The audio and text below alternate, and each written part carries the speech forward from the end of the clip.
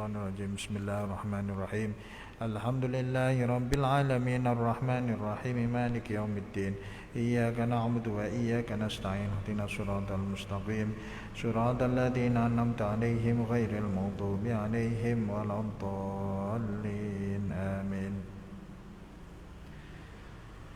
Bismillahirrahmanirrahim. Alhamdulillahi rabbil alamin. Wabihi nasta'in ala umurid dunya waddin. Wassalatu wassalamu ala sayyidina Muhammadin sayyidil mursalin wa ala alihi wa sahbihi ajma'in. Rabbi syrah li sadri wa yassir li amri wa hlul 'uqdatam min lisani yafqahu qawli. Amin. Amma ba'du. Ila angkal. Bismillahirrahmanirrahim. An Jabirin radhiyallahu anhu qala dakhala rajulun yaumal jumu'ati wan nabiyyu sallallahu alaihi wasallam yakhtubu faqala sallaita qala la qala kum fasalli rak'ataini. Muttafaqun alaih. An Jabirin, saking sahabat Jabir ibni Abdillah radhiya mugi paring ridha sapa Gusti Allah anhu, saking Jabir.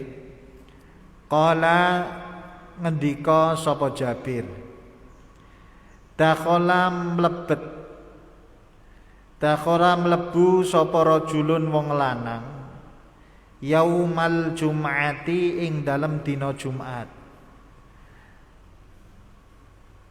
Wan nabiyyu, lan utawi Kanjeng Nabi Muhammad sallallahu alaihi wasallam iku yakhtubu, lagi khutbah.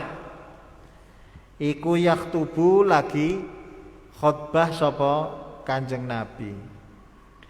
Faqala, mongko ngendika sapa Kanjeng Nabi, shallaita, ya,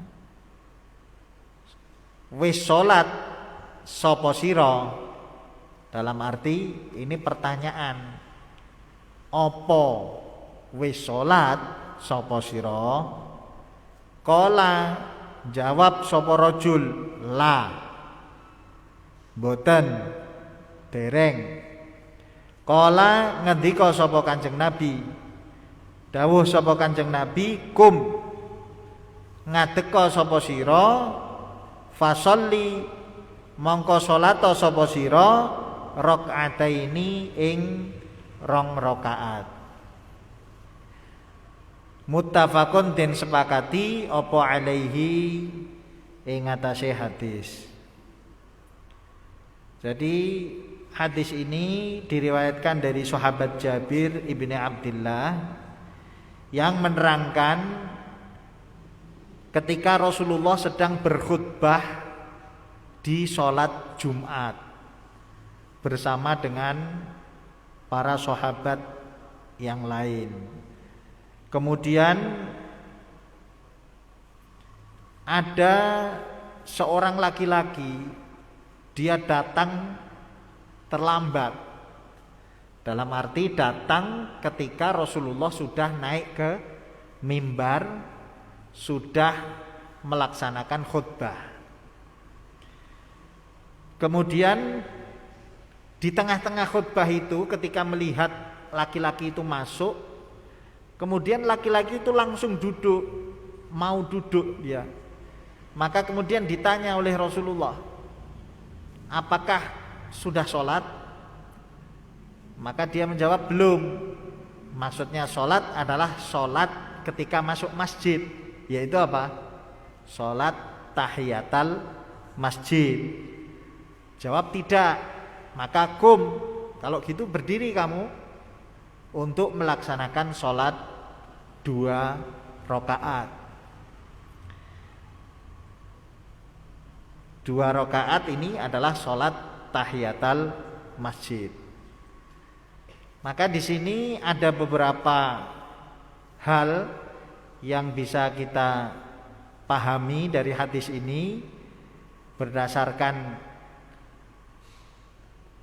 syarah hadis tersebut yang dijelaskan oleh para ulama. Yang pertama, bahwa menurut Imam Syafi'i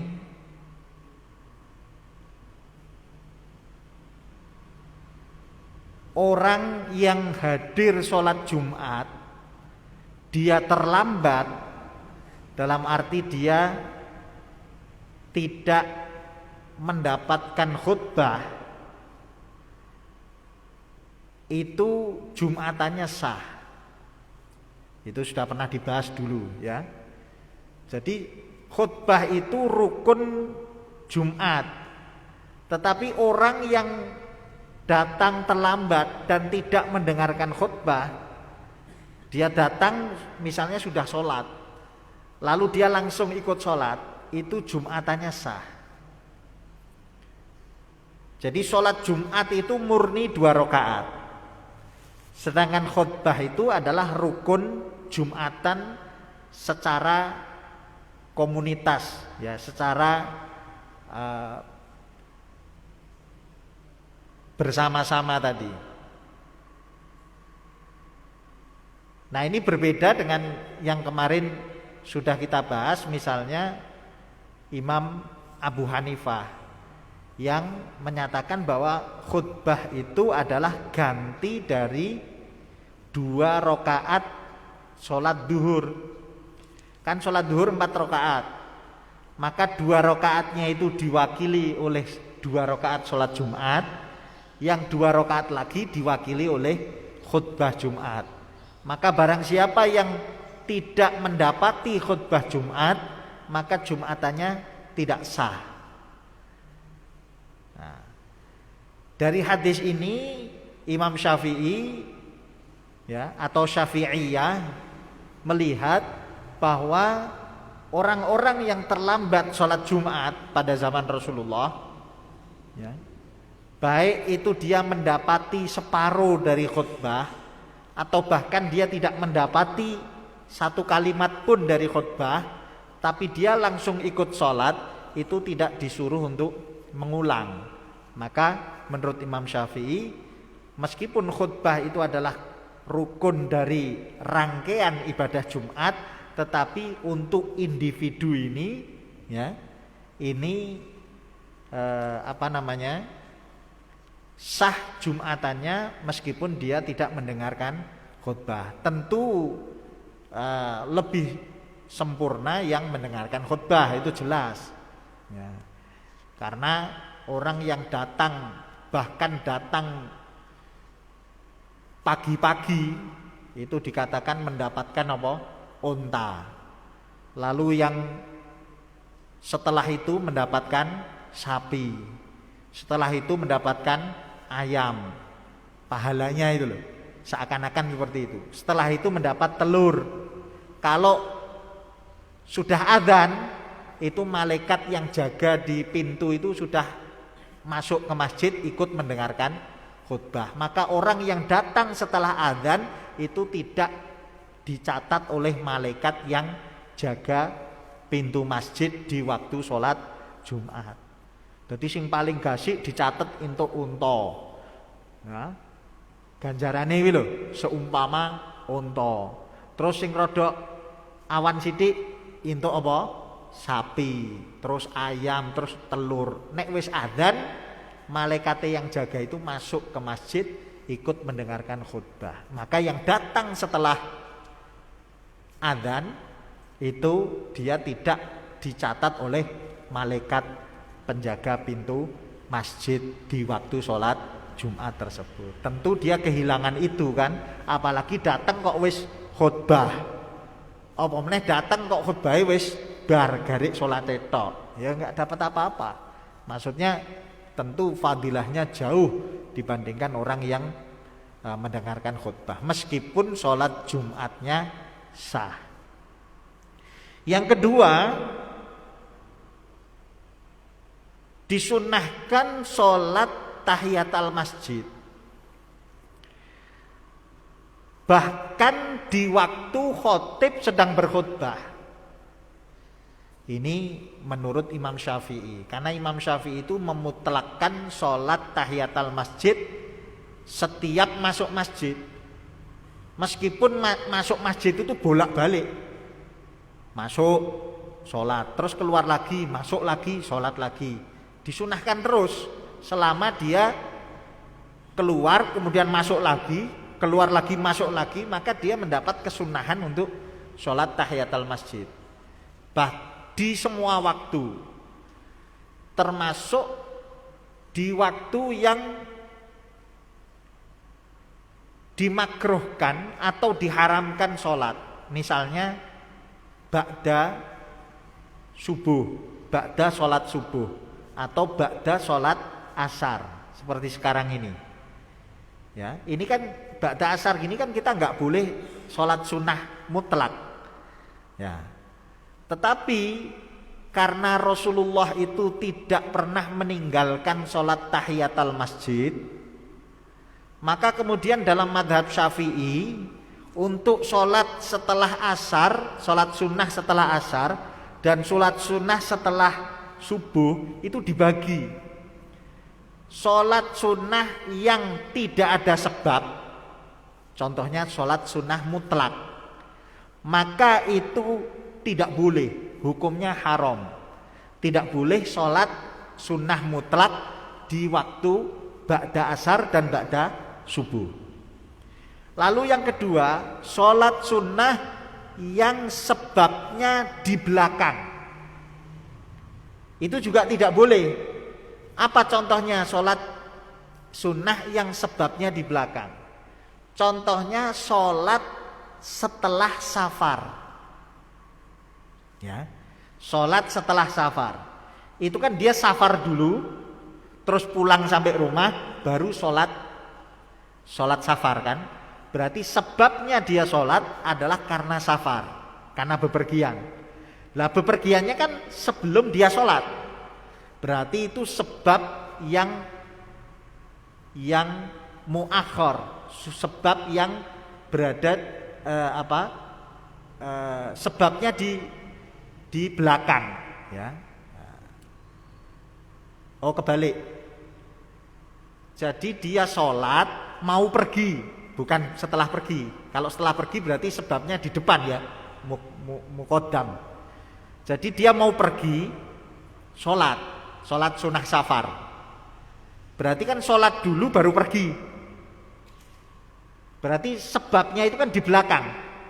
Sholat dulu baru dia pergi. Padahal sebabnya sholat karena dia mau pergi. Berarti itu sebab yang muakhir, itu yang tidak boleh, ya.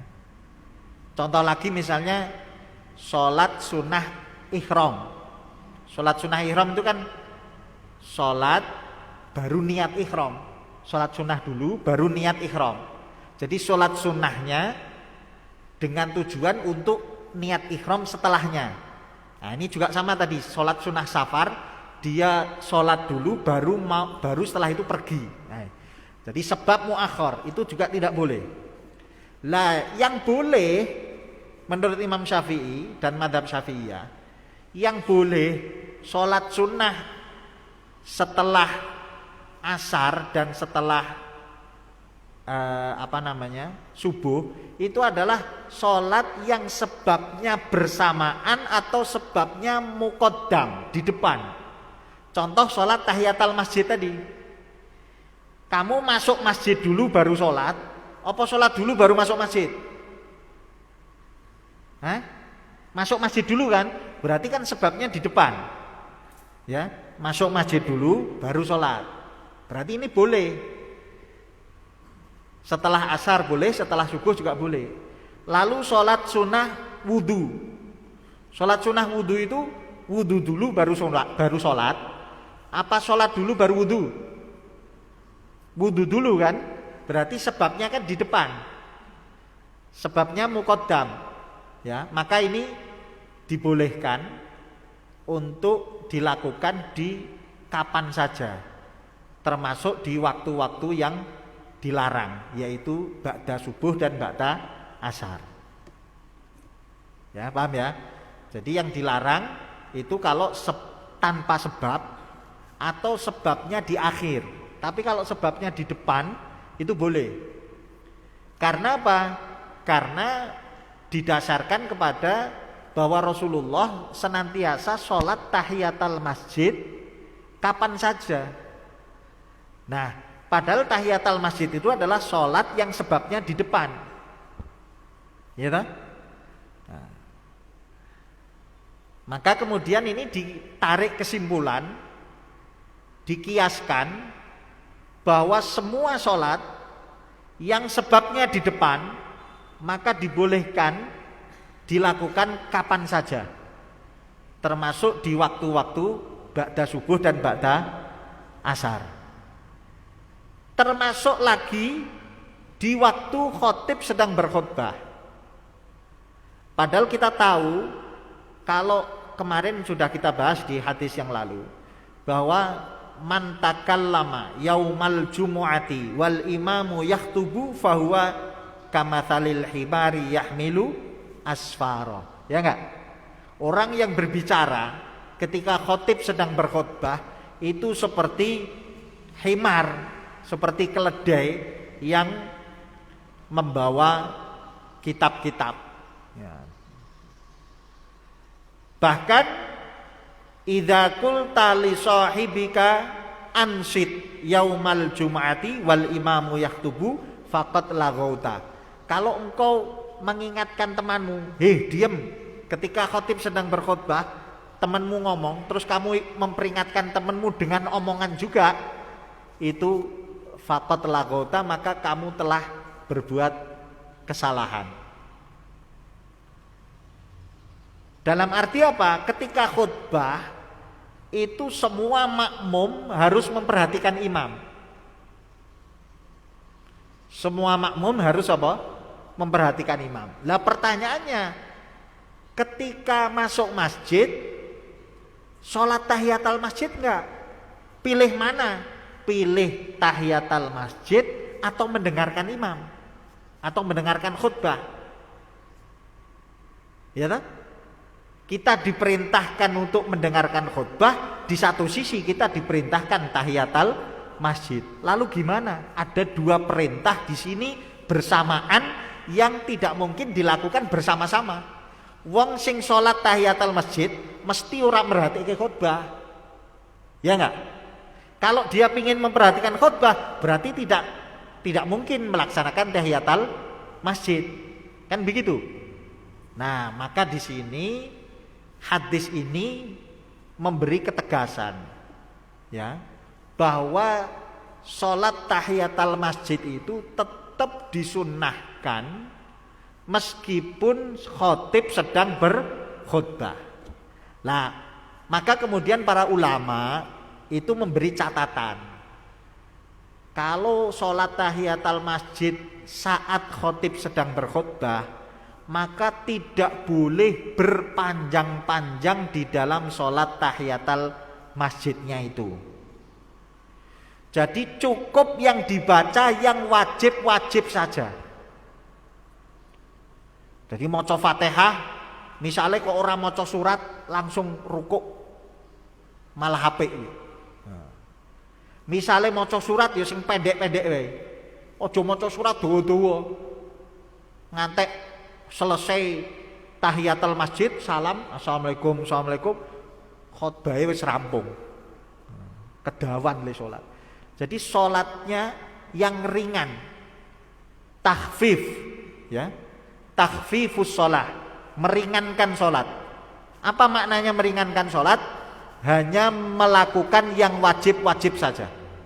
Rukuk, kuwi sing wajib ya rukuk etok, dan tumakninah. Tumakninah itu biqadri subhanallah, dengan ukuran membaca subhanallah. Jadi kalau biasanya kamu subhan rabbil azim wa bihamdi, subhan rabbil azim peng 10, ya kuwi peng 1 wae, ngono. Ya. Biasanya peng 3, iki peng 1 wae, gitu. Karena untuk meringankan sholat, mempercepat sholat itu. Jangan berlama-lama di dalam sholat tahiyatul masjid, supaya kita segera selesai dan mendapatkan khutbah dari khatib. Nah ini kompromi ya. Ini adalah ijma bainal haditsain, mengkompromikan antara dua hadis. Antara hadis yang memerintahkan untuk mendengarkan khutbah dan hadis yang memerintahkan untuk tahiyatul masjid. Nah ini menurut Imam Syafi'i ya. Nah kalau menurut Imam Malik,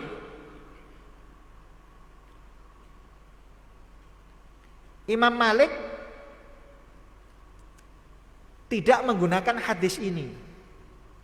Jadi beliau lebih memilih hadis yang mendengarkan khutbah tadi. Jadi beliau memilih untuk mentarjih, bukan menijma', bukan mengkompromikan dua hadis ini, tapi beliau mentarjih ya. Maka apa? Kalau ada orang datang terus terlambat, khatib sedang berkhutbah, ya sudah dia mendengarkan khutbah, tidak melakukan sholat tahiyatul masjid ya. Lalu terkait dengan waktu tadi yang ba'da subuh dan ba'da asar, ini menurut Imam Malik makruh ya.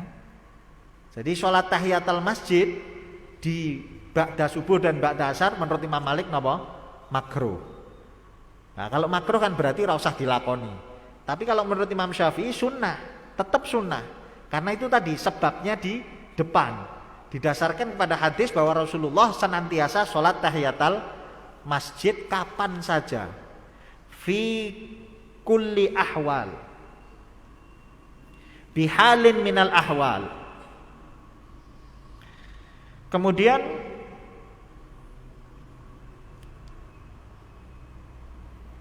kalau orang itu bolak-balik keluar masuk masjid, tadi kalau menurut Imam Syafi'i kan dia tetap mendapatkan kesunahan tahiyatul masjid berulang-ulang. Kalau dia keluar masuk lagi tahiyatul masjid lagi, keluar lagi masuk lagi tahiyatul masjid lagi. Ini misalnya kalau tempat wudunya di luar masjid, ya kan? Itu tempat wudunya di luar masjid, ada orang keluar situ wudu, masuk lagi tahiyatul masjid lagi. Ini menurut Syafi'i. Tapi kalau menurut Imam Malik tidak, cukup sekali. Sekali yang pertama tadi. Jadi kalau dia keluar untuk wudu, masuk lagi udah enggak disunahkan untuk tahiyatul masjid yang kedua, ketiga dan seterusnya. Kecuali kalau dia pulang ke rumah. Pulang ke rumah ya, sauntawis ya, seberapa lama lalu kembali lagi ya, 1 jam 2 jam terus kembali lagi, yaitu dia sudah disunahkan kembali. Tapi kalau keluar di sekitar masjid masuk lagi, maka hanya dihitung yang pertama saja. Ini menurut Imam Malik.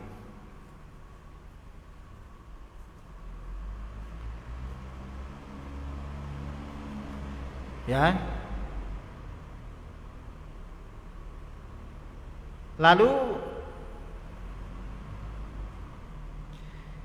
kemudian yang ketiga terkait dengan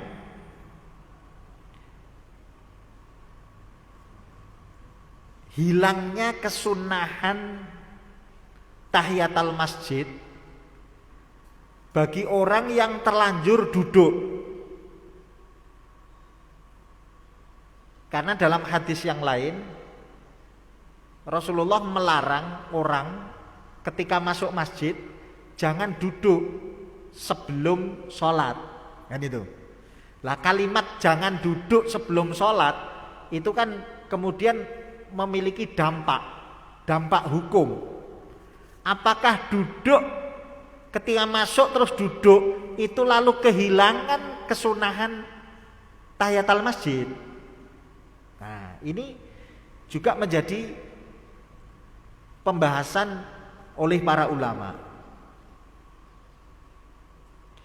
Kalau Imam Syafi'i jelas duduk yang disengaja itu menghilangkan kesunahan tahiyatul masjid. Jadi kalau sudah telanjur duduk sengaja, maka dia tidak lagi disunahkan tahiyatul masjid. Jadi dia kehilangan kesempatan untuk tahiyatul masjid. Tapi kalau lupa, ya, kalau lupa itu nggak apa-apa. Ya. Maka dalam mengomentari hadis tadi itu kan ada laki-laki masuk ke masjid. Tidak disebutkan apakah dia duduk atau tidak. Tetapi Rasulullah menyuruh berdiri. Nah, kalimat berdiri ini kan berarti sebelumnya dia tidak berdiri. Nah, ya kan?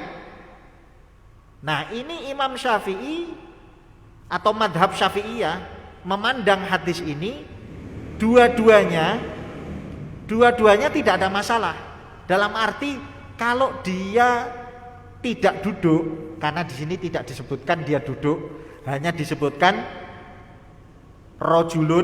dakhala rajulun yaumal jum'ati wan nabiyyu yaktubu, ya kan?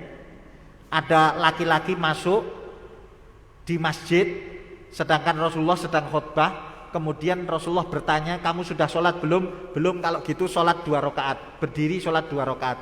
Di situ tidak disebutkan laki-laki itu masuk kemudian duduk, enggak disebutkan.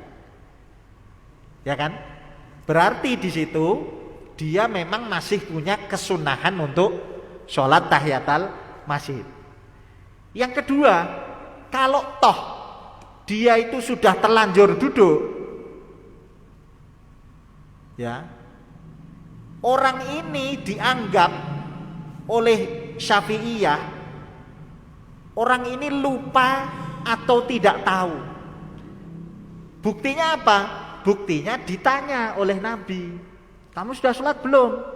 "Oh belum." Lah kalau gitu sholat, berarti kemungkinannya dia lupa atau dia tidak tahu. Kalau dia lupa atau tidak tahu, bagi Imam Syafi'i atau bagi madhab Syafi'iyah tetap tidak kehilangan kesunahan tahiyatul masjid meskipun terlanjur duduk. Ya, ini menurut apa? Syafi'iyah. Nah, kalau yang lain misalnya Imam Malik, Imam Abu Hanifah itu memang tidak masalah, duduk itu tidak menghilangkan kesunahan. Nah.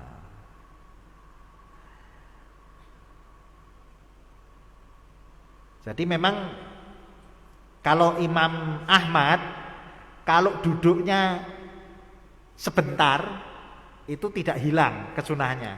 Tapi kalau duduknya lama itu hilang kesunahannya. Nah, kalau Imam Syafi'i duduk itu menghilangkan kesunahan kalau duduknya itu apa? Sengaja. Karena ada hadis lain yang bicara tentang apa? Bahwa dilarang fala yaq'ud hatta yusalliya rakaataini. Jangan duduk, ya. Seseorang yang masuk ke masjid itu janganlah dia duduk kecuali telah melaksanakan sholat 2 rakaat tahiyatul masjid.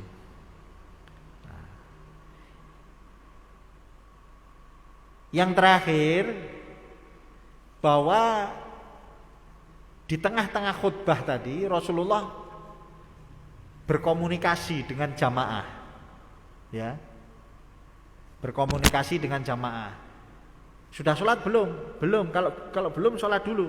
Nah, itu tidak membatalkan khutbah, ya, menunjukkan bahwa kalimat-kalimat yang berisi tentang larangan atau perintah, ya, kepada jamaah, ya, yang memang dibutuhkan itu tidak membatalkan khutbah Jumat.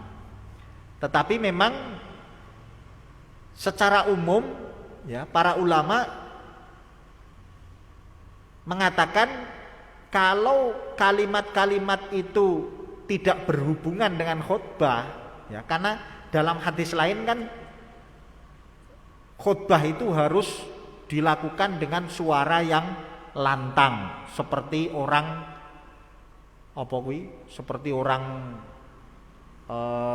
orasi ya, seperti orang lagi orasi kan gitu. Jadi jangan seperti orang ceramah, beda antara nadanya orang khutbah dengan nadanya orang ceramah beda. Apa meneh kono lagu-lagune barang, ono lucu-lucune ya itu tidak boleh ya. Karena dalam hadis lain dikatakan bahwa Rasulullah berkhutbah itu kelihatan otot-otot mukanya, matanya memerah. Dalam arti khutbah itu dilakukan dengan nada seperti orang berorasi, bukan seperti orang ceramah biasa. Lah maka kalau khutbahnya itu tidak seperti orasi, itu hukumnya makruh. Nah, termasuk ketika di dalam khutbah kemudian kemudian berkomunikasi dengan jamaah. Pak, leres mboten Pak? Leres. Khutbah kok kaya ngono. Nah, ini makruh. Ya. Kecuali kalau memang penting seperti tadi, apa yang disampaikan oleh Rasulullah tadi itu terkait dengan hukum ya, terkait dengan hukum yaitu hukum tahiyatul masjid. Tapi kalau di luar itu maka hukumnya apa? Hukumnya makruh. Ya. Wallahu a'lam bishawab. Ada pertanyaan? Ya, kita lanjutkan kitab Uyunul Hikmah. Al-Fatihah.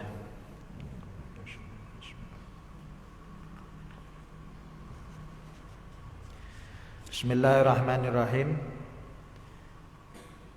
Qala al-musannifu radhiyallahu ta'ala anhu wa nafa'ana bihi wa bi ulumihi fid dharain amin wa radhiyallahu ankum.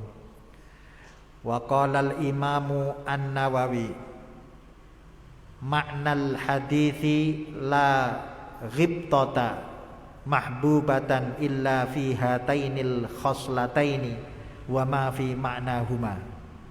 Kala ngendika sapa al-imamu Imam An-Nawawi Imam An-Nawawi radhiyallahu an. Maknal hadithi utawi maknane hadis mau sadurunge kuwi mau yang terkait dengan rajulun itu ya. La hasada illa fi ithnataini itu ya. Rajulun atahullahu malan fasallatahu ala halakatihi fil haqqi wa rajulun atahullahu hikmatan fahuwa yaqdi biha wa yu'allimuha. Nah, makna hadis di atas itu la ghibtata, ora ana iri, mahbubatan kang iri kang den senengi, iri sing apik. Illa fi hatainil khoslataini, kejaba ing dalem rong perkara kuwi mau. Wa malan barang fi maknahuma kang ana ing dalem maknane rong perkara kuwi. Jadi iri yang baik itu hanya dalam dua hal, yaitu iri terhadap orang yang diberi harta tapi kemudian dia bisa bersedekah dengan hartanya, atau orang yang diberi ilmu lalu dia beramal dan mengajarkan ilmu tersebut. Dalam arti iri di sini bukan iri untuk menghancurkan, bukan dengki, tetapi iri dalam arti memotivasi supaya kita termotivasi untuk bersedekah ya, dan termotivasi untuk menyebarkan ilmu. Wal hikmatu lan utawi hikmah iku kulluma saben-saben barang Mana'a kang nyegah apa ma minal jahli saking bodho. Wa zajara lan apa? Mengarahkan, ya. Mengarahkan maksudnya mengarahkan tapi untuk mencegah itu. Menghindarkan. Nah, menghindarkan. Wa zajara lan ngendokake. Nah, nek basa Jawane ngendo. Endo, ngerti endo? Ya. Wa zajara lan ngendokake, menghindarkan anil qabihi saking perkara kang ala. Wa qala lan ngendika sapa ulama fi maudhi'in ing dalam panggonan akhirin kang liya. Al hikmatu utawi hikmah iku ibaratun ibarah anil ilmi saking ilmu. Al muttasifi kang kasifatan bil ahkami kelawan pira-pira hukum. Al mustamili kang ngliputi alal ma'rifati ing atase ma'rifat billahi kelawan Gusti Allah azza wa jalla. Al mashubi kang barengi binafadil basirati kelawan bukae peningal. Wa tahdhibin nafsi lan ngilangine hawa nafsu. Wa tahqiqil haqqi lan netepi hak. Wal amali lan ngamal bihi kelawan ma. Wasaddilan nyegah an ittiba'il hawa saking ngenotake hawa nafsu. Wal batililan kebatilan. Wal hakimu lan utawi wong kang ahli hikmah, wong kang hakim, wong kang bijaksana iku man wong lahu kang iku keduwe man dzalika utawi mengkono-mengkono kang kasebut. Wa qala lan ngendika sapa Abu Bakrin Abu Bakar Ibnu Darid kullu kalimatin utawi saben-saben kalimat wa'idot kang nasihati apa kalimat ka ing sira wa zajarat lan menghindarkan ya yang apa ngarahake ya ngarahake apa kalimat ka ing sira audaat utawa ngajak apa kalimat ka ing sira ila mukarramatin maring perkara-perkara kang mulya. Ila mukarramatin maring perkara kang mulya au nahat utawa nyegah apa kalimat ka ing sira an qabihin saking perkara kang ala. Fahiya mongko utawi kalimat iku hikmatun hikmah wa hukmin lan hukum.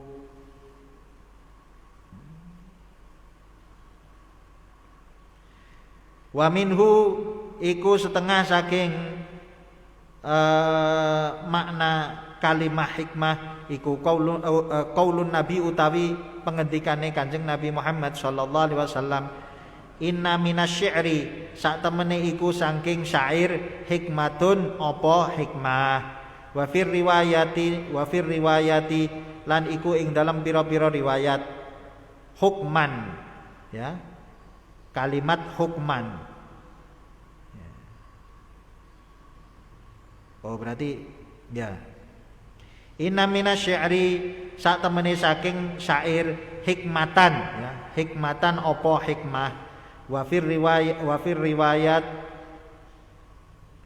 lan iku ing dalam pira-pira riwayat hukman ora hikmatan tapi hukman. Inna minasyi'ri hukman ora inna minasyi'ri hikmatan bukan itu. Wallahu a'lam. Intaha min syarhi Muslim saking syarah hadis Imam Muslim.